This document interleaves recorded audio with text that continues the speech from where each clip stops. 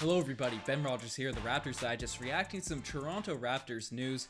First ever solo pod with the camera, so we'll see how this goes, trying to do this in one take, so hopefully all runs through smoothly. But we have some really exciting news. The Toronto Raptors have been linked to James Harden, seemingly for the past week now, ever since he's requested a trade, and a lot of Raptors fans, a lot of people were pretty skeptical on whether this deal could potentially happen, but as we figured out with the Kawhi Leonard trade, and when things don't really seem possible, it seems like they can all come to fruition. And the first people that seem to find out, even before the insider reporters, even before everyone else, it seems to be the people in Vegas making the betting odds. And Riker and I made a video a few days ago now regarding the Toronto Raptors being top 3 in betting odds to land Harden. And now the reports are flowing in that it's making this look a little bit more realistic. We'll talk about the Bleacher Report first, noting that the Toronto Raptors, along with the Boston Celtics, are now frontrunners in landing James Harden. So in those two packages, the Toronto Raptors deal would surround Pascal Siakam and more, according to Bleacher Report, and the deal the Celtics are offering revolves around Jaylen Brown and more. And obviously, we had a heated debate on debating those two players in our previous video. Obviously, I just summarized that. I don't see how any people can predict Jaylen Brown to be better after looking at their body of their careers, but that's just me. But this isn't going to be another rehashing of that debate. We're talking about, could this deal potentially happen for this Toronto Raptors team, and should they really go through with it? Because Pascal Siakam obviously had a really poor bubble playoff performance, and even bubble performance overall. So his value is pretty low right now, and obviously when you're trading for a top guy in James Harden, you're going to have to give up those superstar or those star level assets. And the Toronto Raptors would obviously have to add in more to this deal. So it's not just a one-for-one for James Harden. And Riker wanted me to mention this right off the bat, that he was not a fan of this deal. He doesn't think that the culture-wise, fit-wise, it would be the best move for the Toronto Raptors, even though I think everyone would agree James Harden is the better player when compared to Pascal Siakam. And I'm not as surefire on thinking this is not the right move for the Raptors. And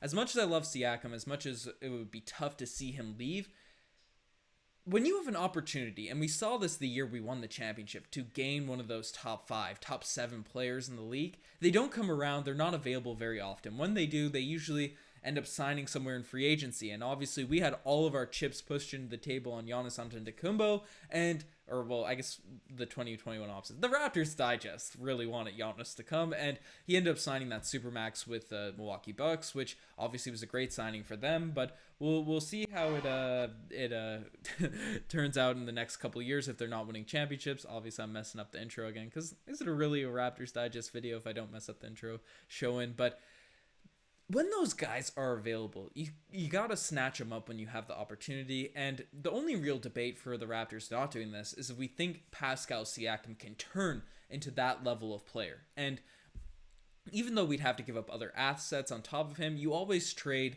your 50-cent pieces, your 75-cent pieces for $1 if they all add up, all aggregate. So James Harden is definitely on a tier above Pascal Siakam, and I'm a guy that believes Pascal Siakam could potentially be one of those top 10 players. We were sort of thinking that Siakam could be that level of guy at the end of last season, or end of pre-bubble last season. So Siakam certainly is in for a bounce back year, whether it's with the Raptors or the Rockets. But I think with this move that the Masai Ujiri would sort of be potentially doing this is, with Pascal Siakam, I think you have a steadier floor, right? You're not going to fall below any certain area. I don't see things really going wrong for the Toronto Raptors if we keep Pascal Siakam. And things could really go right if he ends up being that sort of guy we can trust to drive the lane, finish around the rim, knock down threes, and all those sorts of stuff. Maybe not at the level of a Giannis, Harden, or any of these guys, but a debatable top 10 level talent paired with a lot of the guys we have around. I think this Toronto Raptors team will be fine. But the thing about James Harden is he's a ceiling raiser. Obviously, he hasn't won a championship at all or anything like that. Obviously, Siakam's actually the NBA champion. But James Harden has been arguably a top 3 scorer of all time.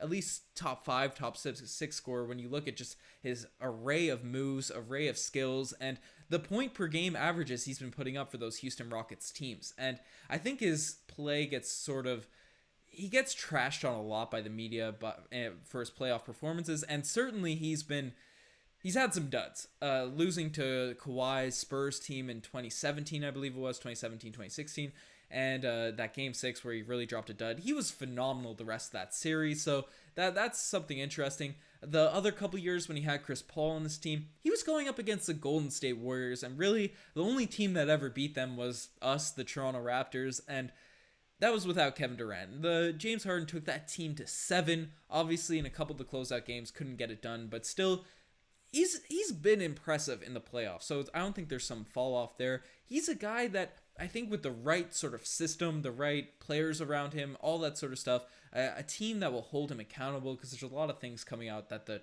Houston Rockets sort of just let James Harden do whatever he wanted to do and see what happened, right? I think him in a Toronto Raptors system could really elevate the ceiling of this team. He could really be that top 5 superstar we need to win a championship, which we needed in 2019. And, we have the pieces around him to really make things work. And the point I see brought up a lot, and Riker, I was on a little phone call with him right before. He wasn't able to do the pod tonight, but he mentioned how our front court would be completely depleted if we were to sort of trade Pascal Siakam and other pieces for James Harden. Clearly, James Harden's a small forward or shooting guard, Max a small forward, and usually played point guard for a couple of years at the Houston Rockets, and that's definitely fair. But you can sort of build in around that. We can make other subtle moves, or we can actually acquire someone from the Houston Rockets to sort of fill that role. And one of the trades I've seen thrown out there a lot on Twitter, Reddit, and I believe Sportsnet put up a specific trade scenario of this. And if we trade a Pascal Siakam, Norman Powell, and they mentioned Terrence Davis and maybe Stanley Johnson or someone like one of the deep bench guys for James Harden, and the Houston Rockets also include PJ Tucker, you look at that lineup, and that's something that really could be good for this Toronto Raptors team, because that would give us a starting lineup of Lowry, Fred, Harden, obviously a bit smaller, but Lowry and Fred have shown they're capable of guarding the 1 and 2 positions. There's no real worries on the defensive end for the 2 of those guys, and James Harden, even though he might be undersized for a small forward, he's big. He is a big guy. We'd probably have the thickest 3-man backcourt, or I guess the small forwards in the front court, but 3-man rotation in terms of those 3 guys in the league with Lowry, Fred, and Harden. So they'd really be able to hold their own. James Harden's defense has been noted as a bit sus, especially off the ball in the past years, but he's really gotten rid of that reputation. Even the reputation has stayed. He's been a solid defender, especially in the post for the Houston Rockets the past few years. He has those mental lapses off the ball, just ball watching, people backdoor cutting him in. But when people try to post him up or try to go around him, he does a really solid job at staying in front of them. And if we had, so obviously I think Aaron Baines would be the starting center still for this Toronto Raptors team, and then OG would be moved to the 4, which is a little bit bigger than he usually plays. But OG's a big guy, Baines a big guy, and then having PJ Tucker come off the bench. We were talking about this whole sort of season, and probably the reason that the Toronto Raptors let Ibaka go is we don't have that much reliance on bigs anymore. And we saw that in the playoffs. The Toronto Raptors were closing the most important games of their season with OG Anunoby at center.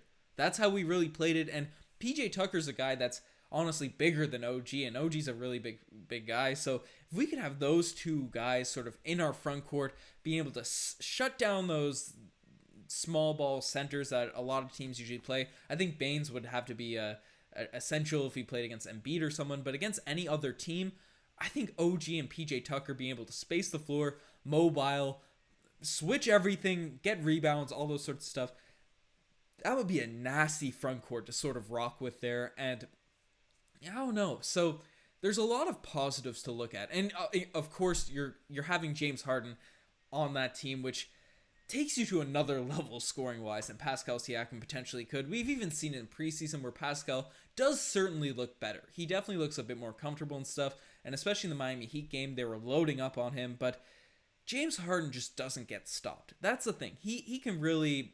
his three-pointer is so reliable, his step back is so essential, and the thing is, when you sort of clamp the paint and have all the help defense in there on Harden, he's a guy that's averaged 10-plus assists in the past of his career, or close to it, and he's a really good passer off the drive and stuff, and that's the one area where he's light years ahead of Siakam in terms of the offensive end. And if Siakam really wants to get that top 10 player level, get to that point where we can look at him as a top 10 guy, he has to be able to take those walls that we sort of threw on Giannis and teams have been throwing on him now and make those skip passes, get the ball to other people, where Harden is already at that level. He's a better shooter. He's a better driver. He's a bit smaller, but seemingly better at everything on the offensive end than Siakam. And I don't know. I think a lineup of Fred, as I mentioned, Lowry, Fred, OG and PJ Tucker in your front court, and then James Harden at the small forward could be arguably the best offensive lineup, certainly in the modern day basketball, maybe of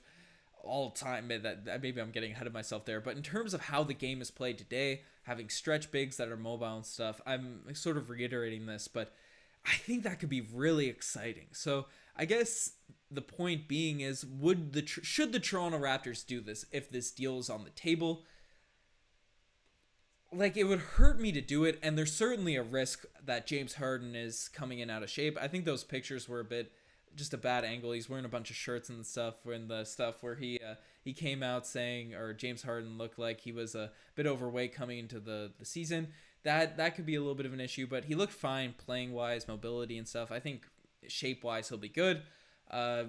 Culture wise, would he not want to be here and stuff? I think Kawhi Leonard was more of a guy we should have been worried about whether he wanted to play or not, and he obviously came in, played, and James Harden has 2 years left on his deal. He's not going to sacrifice 2 years worth of 30 plus million, however much money he's making currently on his contract, to sort of sit out and protest it against a team that really didn't do anything negative to him. He wants to play for a championship contender. I think the Toronto Raptors would at worst be a bottom tier championship contender. I think we'd be top tier. I think this would really put us into contention, but I think he'd want to play with this team, see what happens. I don't think there's any risk factors there. And I guess the final thing that could really hurt this Toronto Raptors team, why it's a lot of a risk, is would the chemistry work? Would James Harden want to come in and be that DeMar DeRozan-esque ISO player, wants to play that D'Antoni offense and not be involved in a Nick Nurse system that's more free-flowing and stuff? And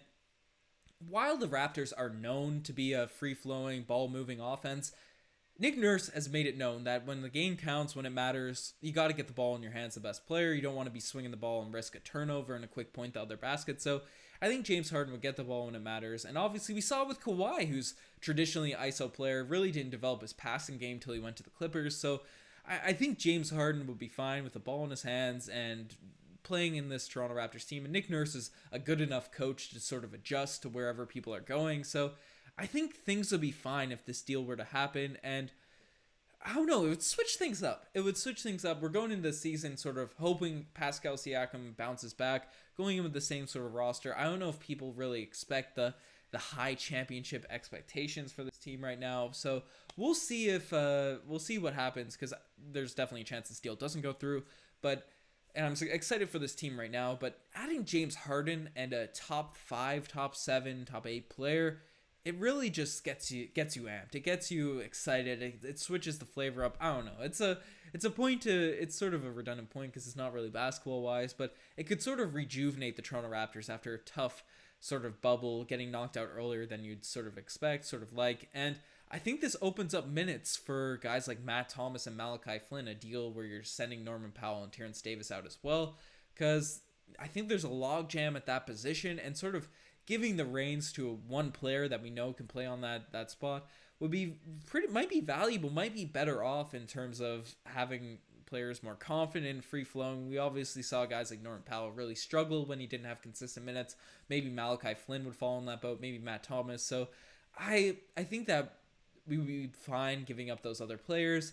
Would it hurt to see? Yes, but I don't know. I think you just got to do if you're Masai. And reports are saying the Raptors are pushing for this deal, so we'll see what happens there. I guess before we send it off, we got to see if this deal is actually realistic, because the Toronto Raptors are competing with other teams, and we look at the Boston Celtics deal. I think they've said it revolves around Jaylen Brown. I think Marcus Smart would also have to be in a deal like that, because you're not just giving up Jaylen Brown for James Harden. And while, as we mentioned in the previous video, Reddit fans, people that only watch the Raptors-Celtics series and that's their only impression of Siakam, they all think, oh, Siakam is trash, he just does spin moves, all that sort of stuff. He got clamped by Marcus Smart.